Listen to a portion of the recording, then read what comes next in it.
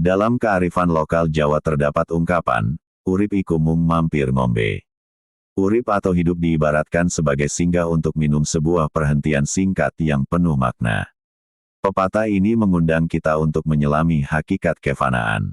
Di sela gemerlapan dunia yang sering menggoda, kita diajak untuk tidak terpesona dan kehilangan arah.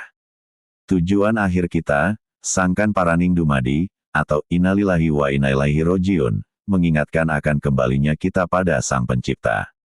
Kita, yang arif bijak, dituntut untuk mengarungi perjalanan hidup dengan penuh kesadaran akan esensi sejati dari eksistensi kita.